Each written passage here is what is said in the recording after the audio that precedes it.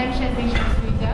The main issues tonight is fire spread happens at UiTM Sri-Iskandar, PERAK.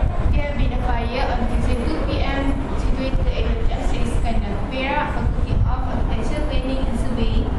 From the incident happened, there are 2 students were injured because it happened during the class time. Half of the building from the first to second floor were burnt and damaged the facilities of UiTM. Amir Ashraf will explain about the history of the building. The faculty was established in July 1967 with an initial environment of 60 students under what was known as the School of Applied Arts, which was later changed to the School of Art and Architecture. In 1971, the School of Art and Architecture has undergone major reorganization, and this led to the establishment of 2 separate schools, one which emphasized on the built environment and the other one the art and design. Subsequently, the Built Environment School was named as the School of Architecture, Planning and Surveying, which was later known as the Faculty of Architecture, Planning and Surveying.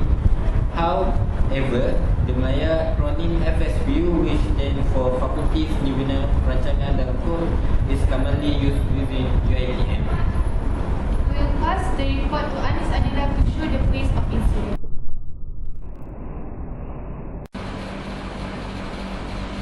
Thank you, Shazin. I am Amir Ashraf. Now I'm going to explain more details about the fire that happened at FSPU UiTM Sri-Iskandar, PERAK. Here are the details. Excuse me. Yes. Can I interview?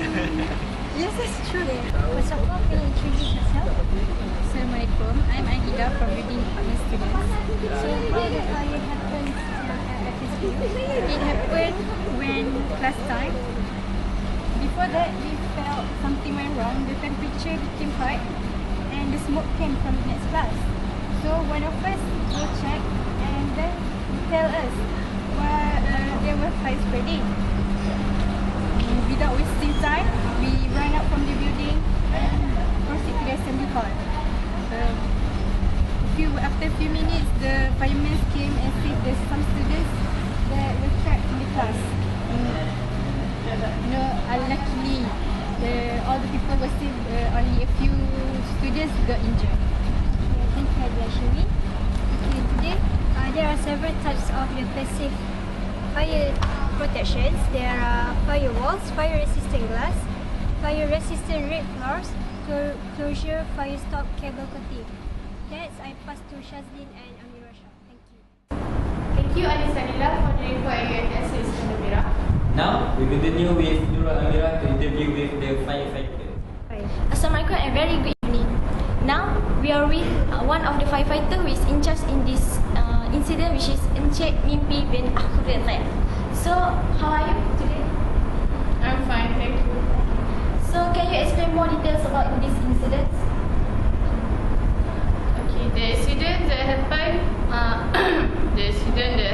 in UiTM Sri-Iskandar, which is located at the FSPU, Fakulti Seni Bina Perancangan dan Hukum. As we can see, this is the room that's saved from the burn building. The fire started beside of this room. So, can you explain more details what is passive about? Okay, passive. Passive is one of the structure that can move.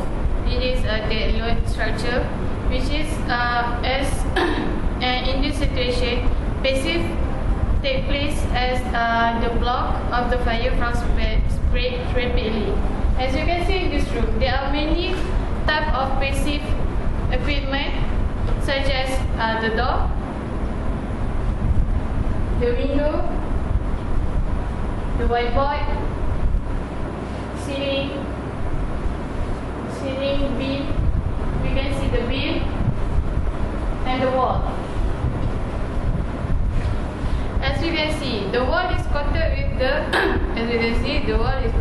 the paint.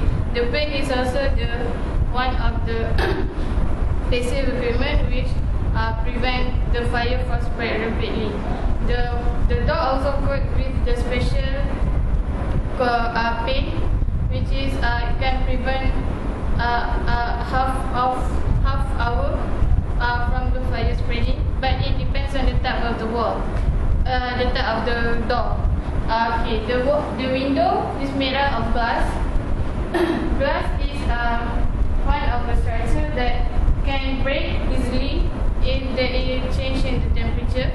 So the glass, we can't touch it when the fire happens, as it absorbs the heat more rapidly than the other passive equipment.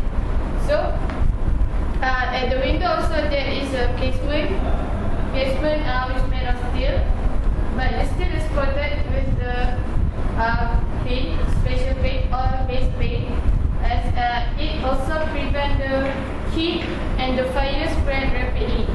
And then the ceiling, this building, the ceiling also coated with the coat. So the coat and on the ceiling, on the casement, on the door and on the wall, which all of them can prevent the fire spread rapidly. And behind that, there is a whiteboard. This whiteboard is mounted on the wall, so it's a dead load. It's made of wood, but we know that wood is a fuel, which one of the element of fire. If there is a fuel, so there is fire. So wood can easily spread the fire, but there is a whiteboard which made of special material that can't burn easily. So in this case, there are many passive required equipment that prevent the fire rapid spreading more than the element of the fire.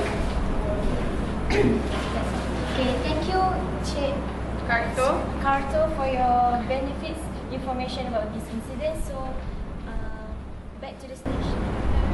Thank you for watching 94 Years Not Nine. Have a good night. See you next time. Jadi saya